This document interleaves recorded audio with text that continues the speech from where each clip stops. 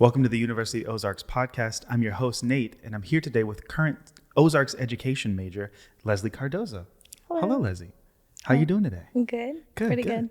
So where did you grow up and what brought you to the University of the Ozarks? I grew up here in Clarksville. Okay. Sometimes in the summer in Mexico with my family over there, but rare time that happens. And pretty much what brought me here in the final was my financial being how much financially I was going to be helped. Okay, so there was a lot more financial opportunities staying in town and going to the University of Ozarks. Yes. Are there any other reasons why you chose to attend a school that's closer to home? Is it just the financial opportunity? I also am very close to my family. That's awesome. So being far from them was going to be hard for me, especially because I've never been away from them. It's always, since I'm the oldest, I have younger siblings. They attended my stuff. I want to attend their stuff. That's really cool. Yeah. How big is your family? Well, I'm the oldest. I have two brothers and one sister, and it's my brother that's 13, sorry, he just turned 13. We don't want him to watch it and be like, oh, you should know I'm 13. Yeah. And then my sister's 12, and then my little brother, he's 6. And who's your favorite? Totally kidding. You don't have to answer that. You don't have to. You almost answered it immediately. I do want to say you did almost answer it immediately. Almost. So you're a big family person. Yeah. Are you back home often? Are you at home and then you attend university, or you live on campus? campus? I drive every single day home to school. Yeah. Okay. So I sleep at home and do all that stuff. Okay. Have time with me. And you're an education major here at Ozarks? Yes. What specific education study are you in? Elementary. Okay. Elementary education. So that's usually kindergarten through 6th grade. What inspired you to be in elementary education? Well, helping out with my siblings with homework I always loved it. You know, sometimes they get on my nerve every once in a while, but helping them out, helping other students, and just being able to see how they learn and that little light bulb turning on. The little light bulb turning on. I like that. That's really cool. How often are you doing homework for them? Not for them, helping them. Gotcha. out. Okay. Just clarifying. I would say right now, for a while, it was to a point where they didn't really need help. They were on it. Right now, they've been struggling a little just because they're in the older grades, brothers in 7th, sisters in 5th. And it's just more, they're struggling a bit. And it's like almost every afternoon. Every afternoon you're helping? We're out there on the kitchen table doing homework. That's really kind of you. So what does a day-to-day look like being an education major for you? Getting up and early. I usually pick my classes early in the day because the job itself is waking up early, having classes in the morning. So that's really smart, actually. And then just not getting out of that side. Either way, I'm waking up early because my siblings, I'm putting them on the bus or helping them get ready. But after that, it's going to classes and then getting some lunch, then working my work study, which is working at the library here, and then either going back to class or going home. And you're a sophomore now, correct? Yes. What does the 4-year track look like? How is that kind of plotted out for you and your major? For elementary majors, there's not really any minors unless you want to get some extra classes or really push your hours to the limit. But it's basically doing a little bit of everything: science, math, social studies, and all of that. A little bit of everything. Yeah. Same thing as history, social studies. Now that you say that, I'm trying to think of when it changes from social studies to history. Well, it's more like kindergarten. They start with either history, a bit of everything. It's a transition, and then going more to like 5th, 6th, it's more of actual history, background, and all that stuff. What's your favorite thing about being specifically focused in elementary education? Being crafty. Ooh. Yeah, I love being crafty, being able to make the lessons where it's fun and not just book to book or page to page. Like in hands-on every single day, finding a new way to teach that is exciting. That's really cool. So you've had the chance to observe different elementary schools for your program. What are some things that you've been noticing while observing in these elementary schools that's kind of like you're seeing for the first time, kind of? Definitely with the older students, they're more open out there. They're more exposed to the world. They're doing more things you wouldn't see kids that age, but then also the teachers finding ways to keep them in a good path or making good choices. And then for the little kids, it's more like they're coming a little bit more behind, just because of not being able to go to preschool because of COVID or stuff like that. I get that. So while you're observing, are there any things that you're like, oh, I'm going to steal that, I'm going to take that, and hopefully do that in my classroom? Yeah, there definitely is. Recently I went to a Lamar school where they had a spinning wheel where the kids would spin and they would either get a treat or just stickers or toys, and seeing how excited they got for that. Each time it could be something small, just like sitting in their seat quietly. That's super cool. Yeah. What other cool takeaways have you gotten? So you've got the spinning wheel. Anything else that you're like, I'm going to take that and put that in my classroom? Having different seats. Because that keeps the students more having a choice to see where they want to sit down, and so they could pay more attention. So it's to pay more attention. So instead of having that assigned seat where they know they go every time, when they come to class, they get to pick where they get to sit. They kind of get agency and choice over it. Yes. That's really interesting. Yes. And also not just where they sit, but like different types of chairs. There's, I went to the school where they had large chairs, short chairs, just chairs with no back, just different types of chairs where they could pick out. So just focusing on a lot of stimulation for kids at that age, keep them interested. Yes. Because at that age, you're battling iPads and YouTube, right? Yes. So it's hard for them to be entertained or focus on something. So having different things just little things that will make them more comfortable and make that make them pay attention for a longer time really helps a lot. Is this something that you picked up in your studies at University of Ozarks that helps? Or is it something you picked up while observing? I would say both, because we focus a lot, and since students have a shorter time to paying attention, our school likes to focus on making our lessons or anything like that more entertaining. So going out and observing and seeing those stuff into action really is like, oh, yes, I need this in my classroom. That's really cool. Has there been a particular class you've taken so far that has like really changed your perspective on what you're going to do? I would say math pedagogy, which is basically teaching students how to look at math at different views. So not basically letting them solve for problems, and not you giving them the formula or showing them that it's a repeating style of math. So you're just seeing how they see it, and see if they found the answer. Maybe it's not the same as someone else or the one that the teacher had, but it's still a correct answer, just a different view to it. That's super interesting. Would you say that's more difficult than just giving like, here is how you get to the answer? I would say it is for the teacher, might be, just because you have to look at all the perspectives, and sometimes you might not even understand their perspectives, but that would help students between them help each other and see different perspectives. So if one student didn't understand the way the teacher's explaining it, well, their classmate does this other way, and they explain it to each other, it just makes them understand. That's super interesting. Yeah, I looking back on my time, I remember just being given, here is how the answer works.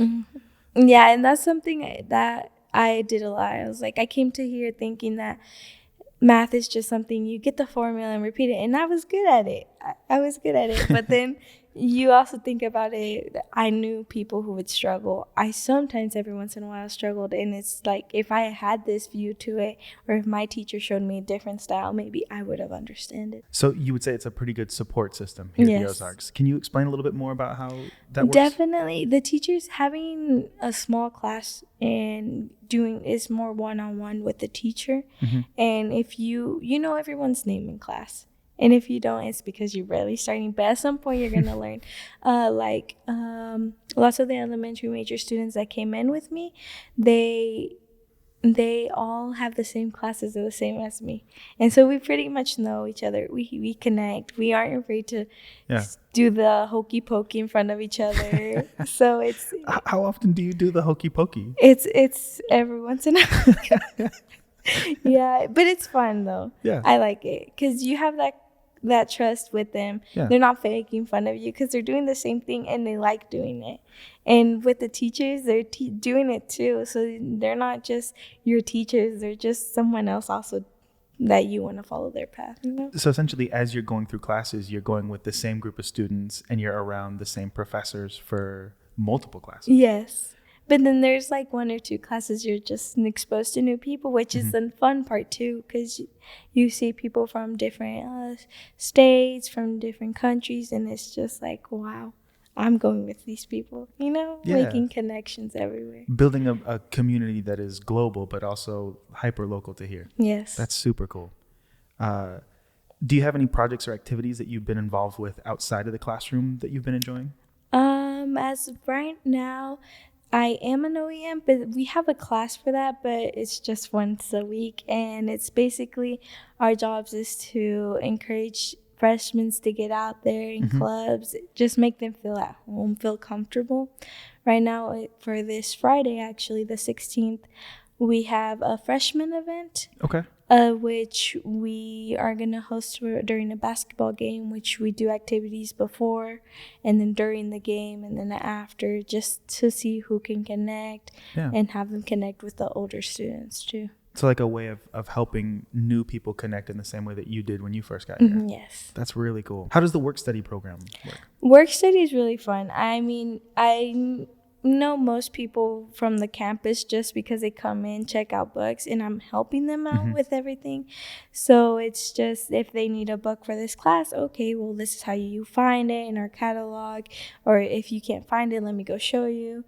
It's not there. Okay, I'll see what I can do for you. So it's just you get not just only connecting with the people from your major, but also from other majors. So science and all that other stuff. And your work study is specifically with the library? Yes. Did you have a choice of where you would work study? Yes.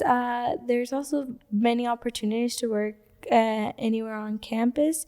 There was also working admissions office and stuff like that in the Eagles Net. But mine was just like, I like books. That's where I need to go. Yeah. You like books, why not be around them? Yeah. That makes complete sense. What's been one of your favorite experiences you've had while being here at the Ozarks? Definitely freshman orientation.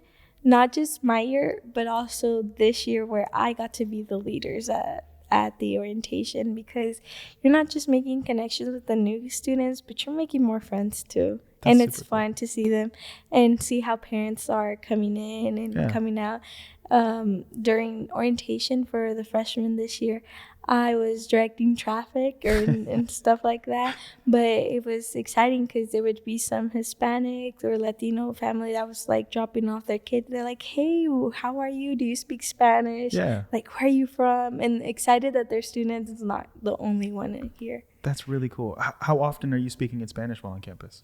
A lot. Really? Yeah, I definitely think it's nice being on campus and being able to speak Spanish, because you would go to schools here and you can only speak English, or there's other people don't understand, and then you're just like, well, I want to speak Spanish. Yeah. And since we have lots of international students, we have from Honduras, Mexico, Panama, and all that stuff, they speak Spanish. Of course they don't speak the Spanish like I speak, because it's always different. There's like that one word they're like, that's not how you say it, we say this, or our way is correct. But it's fun to see there's perspective and to like learn new words. Sometimes you get a word or two that sticks to you. What are some new words that you've picked up? Vos, which is us, and then just like little simple and like oiga or stuff like that. It's just things I wouldn't say normally, and then because I hear them a lot say it, they just stuck. And it just sticks. Yeah. Have you found that your family is also starting to use those words too? No, not really, because my siblings tend to speak more English at home. Okay. So they're speaking to me in English, so I'm speaking back to English. My parents, we do speak Spanish, but my mom, she's a sub at the schools right now, and she kind of has like an accent. When she speaks English, she's like, right now speak to me all English. And then my dad's also trying to learn English, so we're over here. Everyone's trying to speak English, and I'm like, I just want to speak Spanish. Well, it's good that you get to speak it here. Keep enjoying that. Yeah. What's something that surprised you about college life that you weren't expecting when you started coming here? How connected everyone is, and how the professors really do pay attention and are really striving for you to do your best. Do you ever hang out with professors? Oh, definitely. I'll go into their offices and just be like, hey, what you it. Yeah. Now, I have in my notes that you have your own small business as well. Yes, I do. I started it with my friend. She actually, it was her idea, but I had wanted to do it, and I was the one that knew how to make ribbon flowers. It started with ribbon flowers. So we cut ribbon up, and then we do all the flowers, and we do mini bouquets or mini setups. And right now she decided to leave it. She's like, I'm in college, I won't be able to balance it out. Yeah. So right now it's just me. Right now it's going pretty good. It's fun. It's definitely a whole new different experience. It's fun to say, well, I did this or I worked for this. So you're helping your siblings. You've got your studies. You've got work study where you work at the library and your small business. How do you juggle all of that together? Lots of planning. The planning never goes how it's supposed to. I have a planner. I have a monthly planner, a weekly planner, and then that daily planner I have is where I basically do every hour what I'm doing. When am I doing? When's my free time? And it helps. It doesn't always go like it goes, because half of the day it'll go, as long as I'm at school, it's going how it should be. And then I get home and then it's like, well, I need you to run to the store. Or your siblings need help with this. I'm like, well, I didn't have that till later. No, they need help right now. Yeah.